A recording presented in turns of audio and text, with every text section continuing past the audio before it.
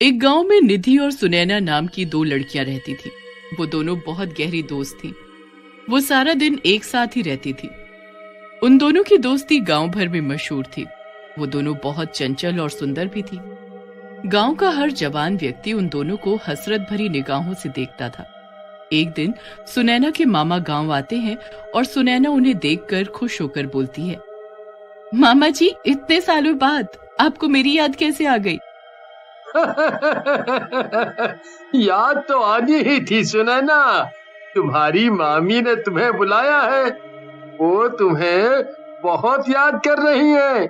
और चिंटू का 2 दिन बाद जन्मदिन है ना, वो भी तुम्हें याद कर रहा है। मैं तुम्हें ले जाने के लिए आया हूँ। सुनैना ये सुनकर खुश हो जाती है। वो निधि से कहती है, चल निधि, तू भी हमारे साथ चल। मेरा वहाँ अकेला मन नहीं लगेगा। जरूर चलती सुनैना तेरे साथ, मन तो मेरा भी नहीं लगेगा, लेकिन घर में माँ बीमार है और वैसे भी कुछ दिनों की बात है, तू तो आ ही जाएगी। सुनैना अपने मामा के साथ शहर चली जाती है और निधि अकेली रह जाती है। गांव के 2 बिगड़ैल युवक अशोक और रंगा निधि पर बुरी नजर रखते थे।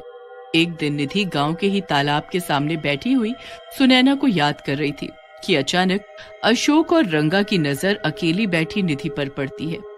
अशोक रंगा से हंसते हुए कहता है, देख लो रंगा भाई, आज तुम्हारी भाभी अकेली है। यही मौका है, क्यों ना मैं अपने दिल की बात तुम्हारी भाभी से कह दूं। चुप कर फटीचर आदमी। वो मेरी भाभी नहीं, तेरी भाभी है। कभी अपनी शक्ल देखी है? आईने में फटा हुआ अंडा लगता है तू।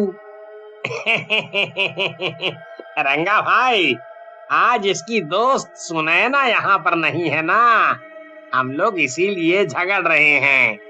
अगर वो भी यहाँ होती तो हम दोनों एक एक से दोस्ती कर लेते हैं। और तुझे क्या लगता है, अगर सुनैना यहाँ होती तो क्या वो भी हमसे दोस्ती करने के लिए मान जाती? क्यों नहीं रंगा भाई, दोनों सहेलियां साथ साथ ही रहती हैं। अगर एक से भी हमारी दोनों में से दोस्ती हो जाती तो दूसरी भी अपने आप आ जाती। ये कहकर दोनों छिछोरी हंसी हंसने लगते हैं और दोनों दबे पांव निधि के पास जाकर खड़े हो जाते हैं। अचानक निधि की निगाह उन दोनों पर पड़ती है। निधि उनके इरादे भांप जाती है और वो गुस्से से उन दोनों की तरफ देखकर कहती है, तुम दोनों यहाँ क्या कर रहे हो? तुम यहाँ पर अकेली बैठी थी। हमने सोचा चलो तुम्हारा अकेलापन दूर कर दिया जाए। क्यों ना तुमसे दोस्ती कर ली जाए। अपनी बकवास बंद कर। मुझे ज्यादा परेशान करेगा ना तो मुखिया जी से शिकायत कर दूंगी। अभी परसों ही तो चप्पल और चिमटी से तुम दोनों गांव भर में पिटे हो, फिर भी अपनी छिछोरी हरकतों से बाज नहीं आते। चले जाओ यहाँ से। निधि की बात सुनकर अशोक और रंगा गुस्सा हो जाते हैं। अशोक गुस्से से रंगा से कहता है, रंगा भाई, ये कुछ ज्यादा बोल रही है? आज इसे अपनी भाभी बना कर ही छोड़ो। हाँ। रंगा निधि को पकड़ने के लिए बुरी नीयत से आगे बढ़ने लगता है। निधि ने उसके इरादे भांपकर जैसे ही भागने के लिए अपने कदम बढ़ाए कि उसका पैर किसी पत्थर से टकरा जाता है और उसकी वहीं मौत हो जाती है। ये क्या किया तुमने रंगा भाई? तुमने तो इसे मार दिया। अबे कैसी बात कर रहा है तू? ये तो बचने के लिए भागी थी। मैं तो बस इसे डराना चाह रहा था। मुझे क्या पता था ये मर जाएगी। अब ये सब बातें छोड़ो, एक काम जल्दी से करो। इसकी लाश तालाब में फेंक दो। कहीं गांव वालों की नजर इस पर पड़ गई तो हम दोनों के लेने के देने पड़ जाएंगे। सभी गांव वालों ने हमें इस तालाब की ओर आते हुए देखा है। हाँ। तुम सही कह रहे हो अशोक, हमें ऐसा ही करना चाहिए। इतना कहकर दोनों निधि की लाश तालाब के अंदर फेंक देते हैं। कुछ दिन बाद सुनैना गांव आती है, मगर वो निधि को मौजूद नहीं पाती। सुनैना निधि को हर जगह ढूंढती है, मगर निधि कहीं नहीं मिलती। सब गांव वाले उससे कहते हैं कि निधि कुछ दिनों से दिखाई ही नहीं दी।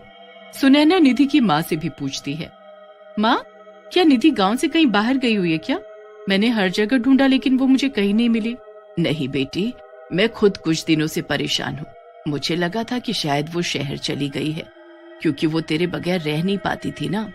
ठीक है माँ, मैं चलती हूँ, आप परेशान मत हो, आ जाएगी वो घर। उदास होकर सुनैना उसी तालाब के पास जाकर बैठ जाती है जहाँ पर निधि की मौत हुई थी। सुनैना वहाँ पर रो रो कर निधि को याद कर रही होती है। मेरी प्यारी सहेली निधि, तुम कहाँ चली गई? मैंने तुम्हें हर जगह ढूंढा, लेकिन तुम कहीं नहीं मिल रही। आखिर कहाँ हो तुम? तुम्हारे बगैर मुझे बिल्कुल भी अच्छा नहीं लग रहा। निधि, तुम कहीं भी हो, वापस आ जाओ। अचानक से रंगा और अशोक फिर वहां पर आ पहुंचे और रंगा की नजर अकेली सुनैना पर पड़ जाती है। रंगा अशोक की तरफ देखकर कहता है, देख रहे हो अशोक, सुनैना निधि से ज्यादा खूबसूरत है। आज तो मैं उसे तेरी भाभी बना कर ही छोड़ूंगा। कहीं तुम पागल तो नहीं हो गए रंगा भाई? अभी कुछ दिन पहले ही इसकी दोस्त निधि यहीं मरी थी। हमें यहाँ से चलना चाहिए। मुझे कुछ ठीक नहीं लग रहा। तू तो हमेशा से डरपोक रहा है साले। जो मैं इसकी दोस्त के साथ नहीं कर पाया, इसके साथ जरूर करूंगा। इतना कहकर रंगा सुनैना के पास चला जाता है। सुनैना उन दोनों को देखकर चौंक जाती है। रंगा सुनैना की तरफ देखकर कहता है, कैसी हो मेरी जान? लगता है यहाँ पर बैठकर अपनी दोस्त को याद कर रही हो। कभी कभी हमें भी याद कर लिया कर जाने मन। रंगा ने ये बात कही ही थी कि अचानक चारों तरफ हवाएं चलने लगती हैं और तालाब के अंदर से अजीब अजीब सी डरावनी आवाजें आने लगती हैं। ये देखकर रंगा और अशोक बुरी तरह से घबरा जाते हैं और देखते ही देखते तालाब के अंदर से एक भयानक चुड़ैल निकलती है और रंगा और अशोक का गला पकड़ लेती है और उनकी तरफ गुस्से से कहती है, क्या बात है मेरे राजा? आज मुझे देखकर प्यार नहीं आ रहा? आज मुझे देखकर प्यार नहीं करोगे? चुड़ैल! अशोक भाई, ये कहां से आ गई? हाँ, मैं चुड़ैल हूँ। मैं उसी वक्त चुड़ैल बन गई थी जिस वक्त तुम दोनों ने मुझे उस तालाब के अंदर फेंक दिया था। मैं कब से तुम दोनों का यहीं पर इंतजार कर रही थी। चाहती तो मैं गांव में आकर भी तुम दोनों को मार देती, लेकिन मैं तुम्हें इसी जगह पर मारना चाहती थी। अब तुम दोनों मेरे हाथ से नहीं बचोगे। रंगा और अशोक ने चुड़ैल से बहुत मिन्नतें की, लेकिन चुड़ैल ने उन दोनों का सर धड़ से अलग कर दिया। सुनैना ये सारी वारदात बहुत गौर से देख रही थी। उसने चुड़ैल से डरते डरते कहा, मुझे मत मारो चुड़ैल जी, यहाँ पर मेरी दोस्त अकेले अक्सर बैठ जाती थी। मैं उसी की याद में यहाँ पर बैठी हुई थी, मुझे जाने दो। चुड़ैल सुनैना के करीब आ गई और उसने सुनैना से कहा, कैसी हो मेरी प्यारी सुनैना? तुम जिसे याद कर रही हो वो मैं ही हूँ। सुनैना, कुछ दिन पहले मैं भी तुम्हें इसी तालाब के किनारे बैठकर याद कर रही थी और उस वक्त इन दो हरामजादों की वजह से मेरी मौत हो गई थी और मैं चुड़ैल बन गई थी। तुम निधि हो, मेरी निधि। सुनैना उस चुड़ैल के गले लग जाती है। हाँ, मैं तुम्हारी निधि हूँ। मैं अब चुड़ैल बन गई हूँ। मैं तुम्हारा कब से इंतजार कर रही थी।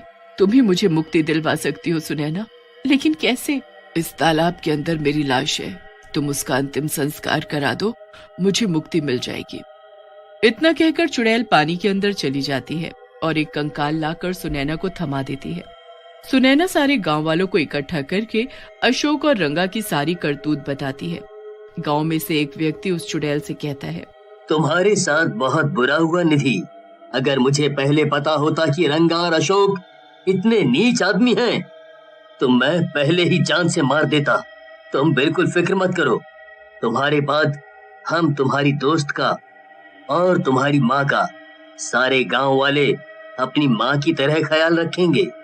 गांव वाले निधि का धर्म कर्म के अनुसार अंतिम संस्कार कर देते हैं और निधि चुड़ैल के रूप से मुक्त हो जाती है और उसकी आत्मा को शांति मिल जाती है।